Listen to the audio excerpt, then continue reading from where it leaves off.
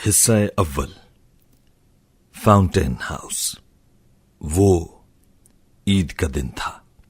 یہ دن ہم fountain house میں گزارتے ہیں، نفسیاتی امراض کی علاج کا۔ ہسپتال عموماً اس روز خالی ہو جاتے ہیں۔ فاؤنٹین ہاؤس کے اکثر مریض اپنے گھروں کا رخ نہیں کرتے، کوئی ان کا منتظر نہیں ہوتا۔ کوئی بہن بھائی انہیں ملنے اور گھر لے جانے کے لیے ہی نہیں آتا۔ حسب روایت اپنی بیگم اور بیٹے کے ہمراہ میں وہاں پہنچا۔ گنگا رام ہسپتال، ہیلے کالج اور لیڈی میکلیگن اسکول کے پاس سے گزرتا ہوا فاؤنٹین ہاؤس میں داخل ہوا۔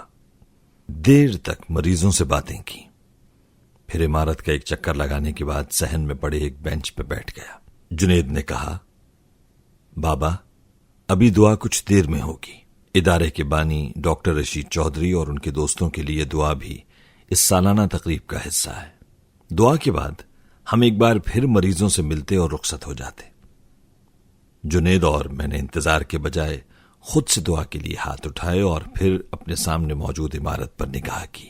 وہ عمارت جس پر سر گنگا رام کے دستے ہنر نے گل بوٹے بنائے اور جسے رشید چودھری نے فاؤنٹین ہاؤس میں بدل ڈالا۔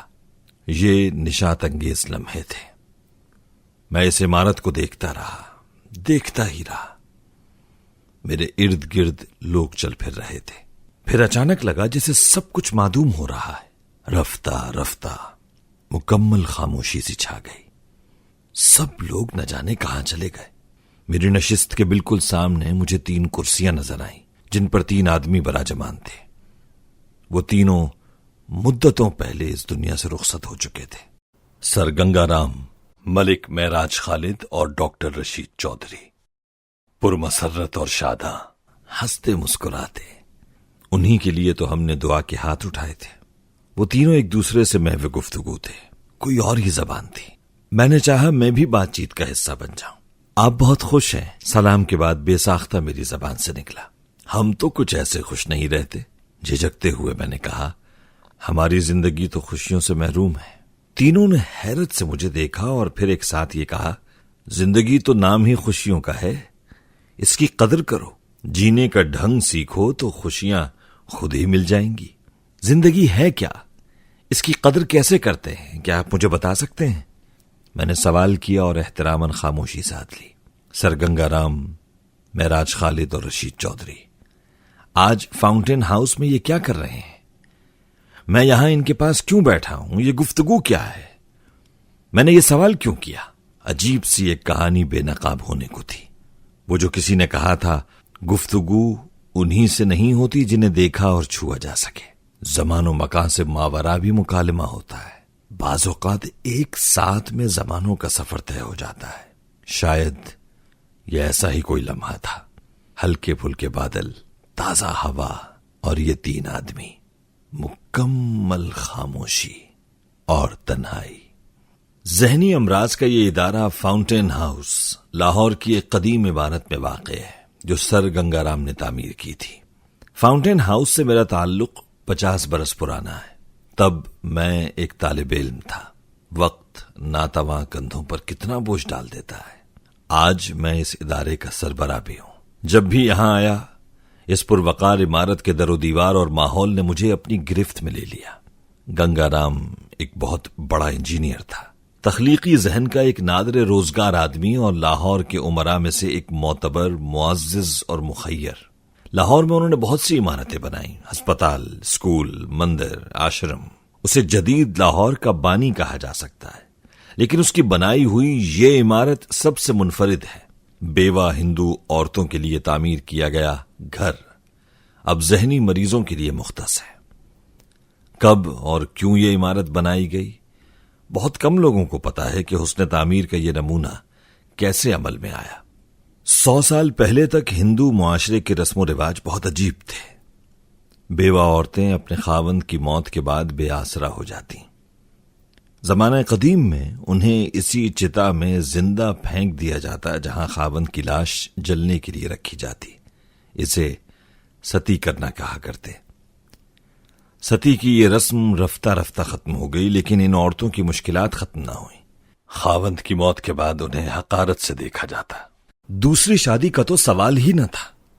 یہ عورتیں موت کی دعا مانگتی، ظاہر ہے کہ وہ بھی ان کے بس میں نہ تھی۔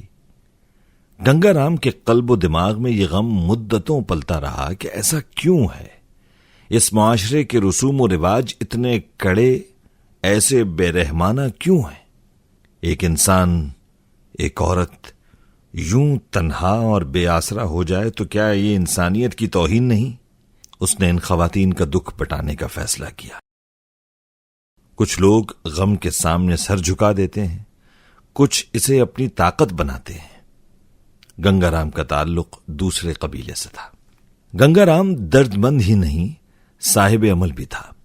اس نے تحقیق کی تو پتہ چلا کہ ہندوستان میں 1.5 کروڑ بیوہ عورتیں موجود ہیں۔ ان میں سے 1 کروڑ ہندو ہیں۔ ایک بڑی تعداد کم عمر بچیوں پہ مشتمل ہے۔ اب اس نے سوچنا شروع کیا کہ وہ ان کی مدد کیسے کرے۔ پہلا حل تو یہ تھا کہ بچپن کی شادی کا رواج کم کیا جائے۔ دوسرا حل دوسری شادی کو رواج دینا تھا۔ اس نے فیصلہ کر لیا کہ وہ دونوں کام کرے گا۔ یوں اس نے 1914 میں بیوہ عورتوں کی شادی کے لیے ایک مہم ہندو ویڈو ری میرج ایسوسی ایشن کا آغاز کر دیا۔ یہ ایک انقلاب کی بنیاد تھی۔ گنگا رام کی اولین ترجیح ان کم عمر بیواؤں کی شادی تھی، شادی کے بعد جو رخصت ہوئے بغیر بیوہ ہو جاتی، تمام عمر تنہائی کی آگ میں جلا کرتی۔ پہلے برس یعنی 1914 میں ایسوسی ایشن نے 12 شادیاں کرائیں۔ 1916 میں ان کی تعداد 13 تھی۔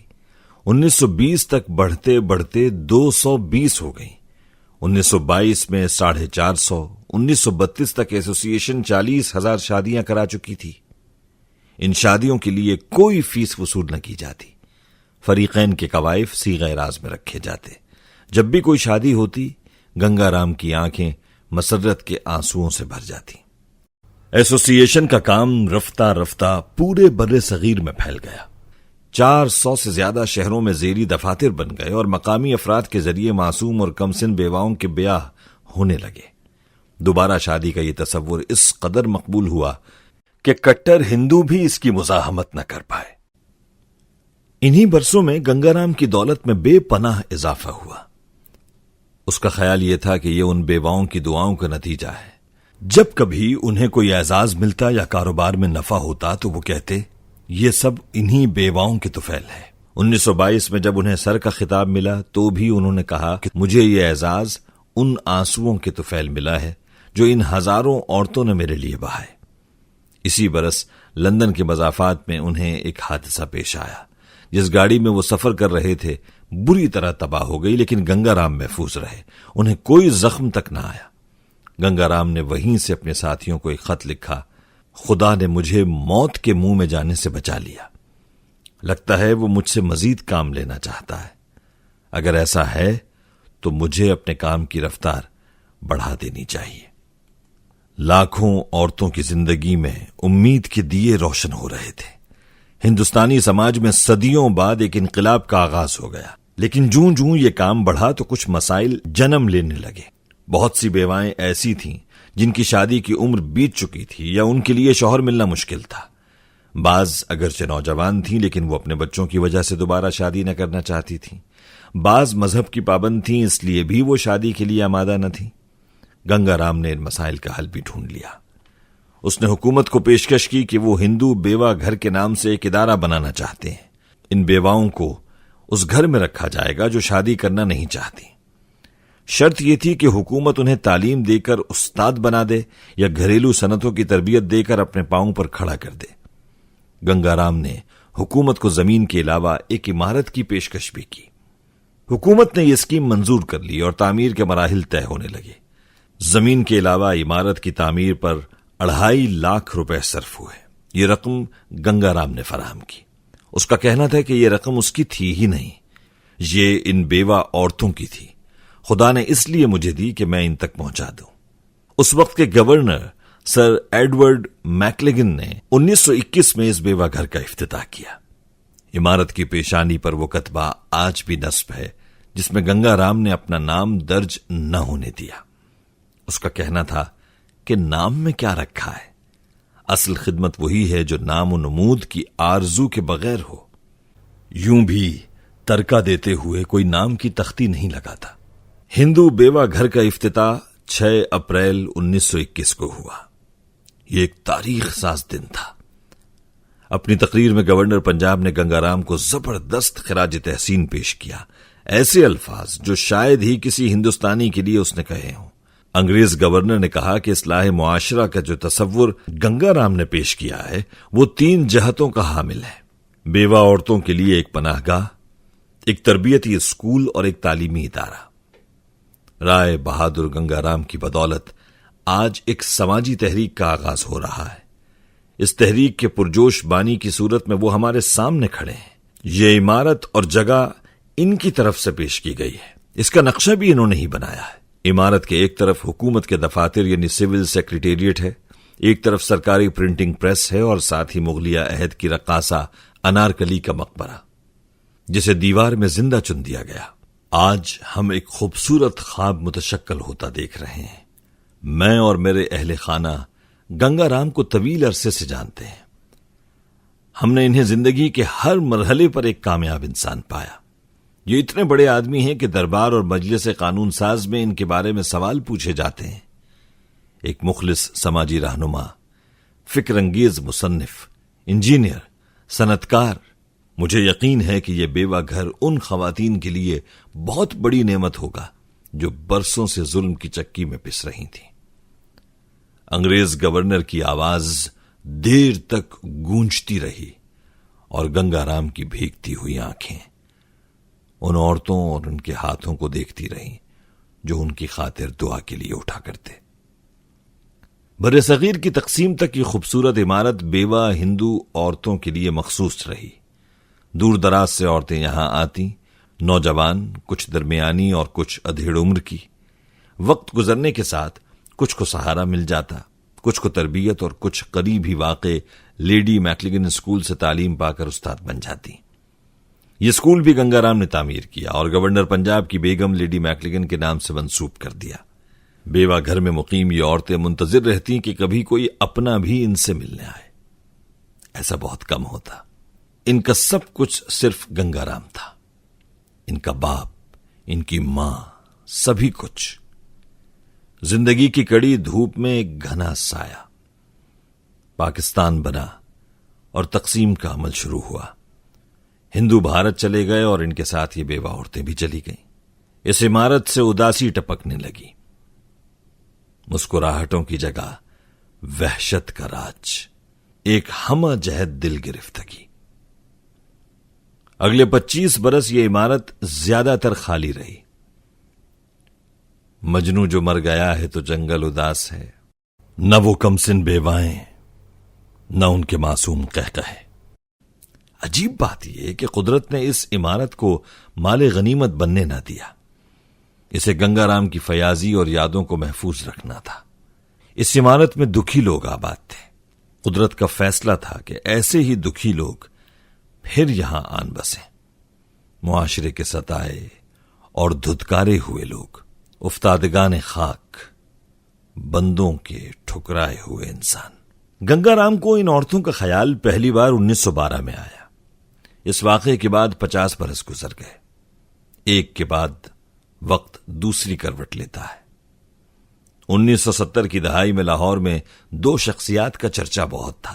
ان دونوں شخصیات کی زندگی گنگا رام سے ملتی جلتی تھی، گنگا رام ہی کی طرح درد مند۔ ایک شخص کا نام ملک معراج خالد تھا اور دوسرے کا رشید چودھری۔ ایک اپنی محنت، دیانت اور شرافت کے باعث پنجاب کا وزیر اعلیٰ بن گیا، دوسرا اپنی دیانت اور لیاقت کی بدولت پاکستان کا نامی گرامی نفسیاتی معالج اور فاؤنٹین ہاؤس نامی ادارے کا بانی۔ ان دونوں نے گنگا رام کی طرح غربت کی آغوش میں آنکھ کھولی اور مشکلات کا مقابلہ کرتے کرتے بلندیوں کو جا لیا۔ زندگی ان پر مہربان ہوئی تو انہوں نے خود کو عظیم مقاصد کے لیے وقف کر دیا۔ رشید چودھری نے 1967 میں ذہنی امراض کے ایک ادارے کی بنیاد رکھی، ہندو بیوہ گھر کی تعمیر کے 46 برس بعد۔ مریض اس ادارے سے صحت یاب ہو کر گھر چلے جاتے تو رشید چودھری کی آنکھیں چمک اٹھتی، دل شاد ہوتا۔ رفتہ رفتہ مریضوں کی تعداد بڑھنے لگی۔ ڈاکٹر صاحب کو مستقل ٹھکانے کی فکر ہوئی، لیکن انہیں کوئی ایسی جگہ نظر نہ آئی جہاں ان بہت سے بے سہارا مریضوں کو چھت میسر ہو۔ شہر میں کوئی گنگا رام بھی نہ تھا۔ بالآخر رشید چودھری کو ہندو بیوہ گھر نامی اس خالی عمارت کی بھنک پڑی۔ وہ یہاں پہنچے اور دنگ رہ گئے۔ انہیں لگا یہ عمارت تو انہی کے لیے تعمیر ہوئی ہے۔ وسیع اور اس کمرے، کشادہ برآمدے، صحن اور بیرونی باغ۔ انہیں پتا چلا کہ یہ عمارت انہیں مل سکتی ہے، لیکن اس کے لیے پنجاب کے وزیر اعلیٰ کی منظوری لازم ہوگی۔ ان دنوں معراج خالد وزیر اعلیٰ تھے۔ ڈاکٹر رشید چودھری نے ان کے دروازے پر دستک دی۔ درویش منش، سادہ اتوار اور عوام دوست وزیر اعلیٰ۔ رشید چودھری نے اللہ سے دعا کی اور پھر درد مندی سے وزیر اعلیٰ کو اپنی درخواست پیش کر دی۔ معراج خالد رشید چودھری سے متعارف تھے۔ فیصلہ کرنے میں انہوں نے تاخیر نہ کی۔ اس طرح یہ طرح دار عمارت ذہنی امراض کے مریضوں کو مل گئی۔ گنگا رام کا خواب تھا کہ اس عمارت میں محرومی کی ماری بیوہ عورتیں زندگی بسر کریں۔ 100 برس بیتنے کو ہیں، اب بھی ایسے ہی لوگ یہاں جگہ پاتے ہیں۔ معاشرہ جنہیں قبول نہیں کرتا، ان میں مرد ہیں اور عورتیں بھی۔ گنگا رام کی عمارت 80 خواتین کے لیے تھی۔ آج اس عمارت میں 500 افراد رہتے ہیں، 300 مرد اور 200 خواتین۔ نیکی ضائع نہیں جاتی، فقط چہرہ بدلتی ہے۔ فاؤنٹین ہاؤس کی یہ قدیم عمارت دیکھتا ہوں تو حیرت ہوتی ہے۔ ہر سو جیسے ایک سرگوشی سنائی دیتی ہے کہ نیکی کبھی ختم نہیں ہوتی۔ گنگا رام، رشید چودھری اور معراج خالد تینوں کے تینوں معمولی کسانوں کے بیٹے تھے۔ لائل پور، ہوشیار پور، لاہور اور ماجھے کے نواحی علاقوں میں پلے پڑے۔ نام پیدا کیا، محنت، دیانت اور انکسار کی خوبیاں پروردگار نے انہیں بخشی تھیں، لیکن کسے خبر تھی کہ قدرت نے کیسے کیسے کیا کیا کام ان سے لینے ہیں۔ ایک انجینئر، ایک ڈاکٹر اور ایک سیاستدان۔ بیوہ عورتوں کا آشرم جو گنگا رام نے بنایا اور ایک نیک دل وزیر اعلیٰ کے حکم پر علاج گاہ میں تبدیل ہو گیا۔ نیکی روپ بدل بھی لے تو اس کی خوشبو کم نہیں ہوتی، اس کا جمال دھندلاتا نہیں، اس کی چمک خیرہ کیے رکھتی ہے۔ جب بھی کل کے اس ہندو بیوہ گھر اور آج کے فاؤنٹین ہاؤس کی خوبصورت عمارت میں داخل ہوتا ہوں، مریضوں سے ملتا ہوں، تو یہ تینوں لوگ مجھے یاد آتے ہیں۔ اس عمارت کی ہر اینٹ ان کا نام لیتی ہے۔ گفتگو صرف زبان سے تو نہیں ہوتی، خاموشی بھی تو گفتگو ہے۔ اقبال نے کہا تھا، ظاہر کی آنکھ سے نہ تماشا کرے کوئی، ہو دیکھنا تو دیدہ دل وا کرے کوئی۔ ہاں، ماضی کبھی ختم نہیں ہوتا، بلکہ وہ ماضی ہوتا ہی نہیں، وہ ہم میں گھل جاتا ہے اور مستقبل کی تشکیل کرتا ہے۔ فاؤنٹین ہاؤس میں داخل ہو کر آنکھیں بند کر لیتا ہوں تو صرف یہی 3 تصویریں نظر آتی ہیں، ہنستی، مسکراتی، باوقار، سر گنگا رام، معراج خالد اور رشید چودھری۔ ہو دیکھنا تو دیدہ دل وا کرے کوئی۔ اکثر سوچتا ہوں کہ کیا ایسا نہیں ہو سکتا کہ ان تینوں سے ملاقات ہو جائے، ان کی خدمت میں جا بیٹھوں اور پھر خود انہی سے ان کی کہانی سنوں، ان سے پوچھوں کہ زندگی کیا ہے، خوشی کسے کہتے ہیں، کیسے وہ کامیابی سے ہمکنار ہوئے، افلاس نے ان کے حوصلوں کو پست کیوں نہ کیا، انہوں نے عزت اور شہرت کا قابل رشک مقام کیسے حاصل کیا، سب سے بڑھ کر یہ کہ خدمت کا راستہ کس طرح چنا۔ کیا وقت اپنا حصار توڑ سکتا ہے؟ کیا میں زمان و مکان کی قیود سے آزاد ہو کر ان سے مل سکتا ہوں؟ کیا عشق کی تقویم میں اور زمانے بھی ہیں؟ کیا ہی کمال ہو کہ وہ تینوں جلیل القدر میرے سامنے ہوں اور میں ان سے زندگی کے راز پوچھوں۔ مدتوں یہ خواہش میرے دل میں پلتی رہی۔ میں نے اس دوران بہت سے لوگوں سے ان تینوں کی کہانی سنی، خود بھی ان کی زندگی کے بارے میں تحقیق کی۔ جنید نے بھی بہت کچھ ڈھونڈا۔ ان میں سے رشید چودھری اور معراج خالد کے بعض کارناموں کا عینی شاہد بھی رہا۔ کئی بار ایسا ہوا کہ یہ تینوں مجھے اپنے پاس بہت قریب محسوس ہوئے۔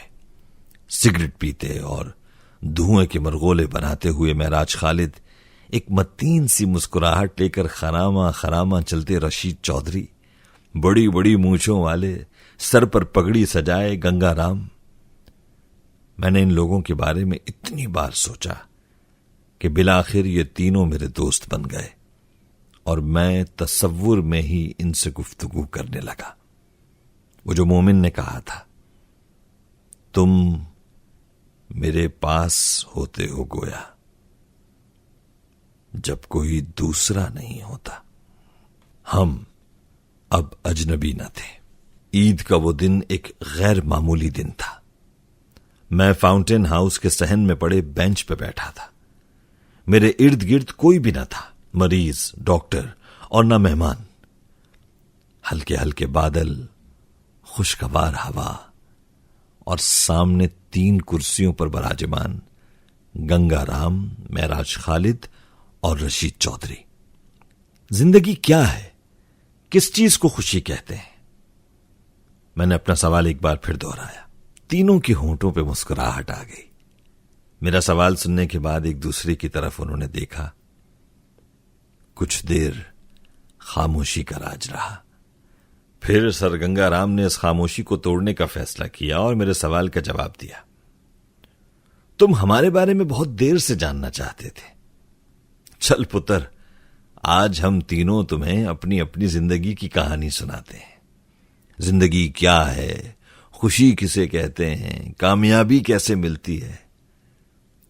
اور پھر ڈاکٹر رشید چودھری کی طرف دیکھتے ہوئے کہا، رشید چودھری، تم میرے دوست ضرور ہو، لیکن 50 سال پہلے تم مجھ سے پوچھے بغیر اس عمارت میں چلے آئے اور اسے فاؤنٹین ہاؤس بنا دیا۔ اس لیے آغاز تجھ سے ہوگا۔ پہلے تو ہی بتا کہ تم نے زندگی کیسے بسر کی اور کس کس موڑ سے گزرے۔ رشید چودھری نے مسکراتے ہوئے اقرار میں سر ہلایا۔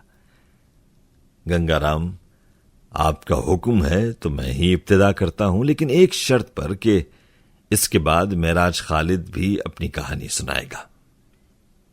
تینوں افراد نے ایک دوسرے سے کچھ کہا جو میں نہ سمجھ سکا۔ یہ کوئی اور ہی زبان تھی۔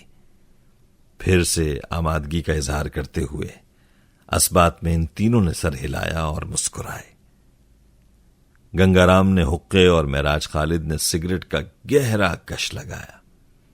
رشید چودھری نے گفتگو کا آغاز کیا۔ لازوال گفتگو، لازوال گفتگو، لازوال گفتگو،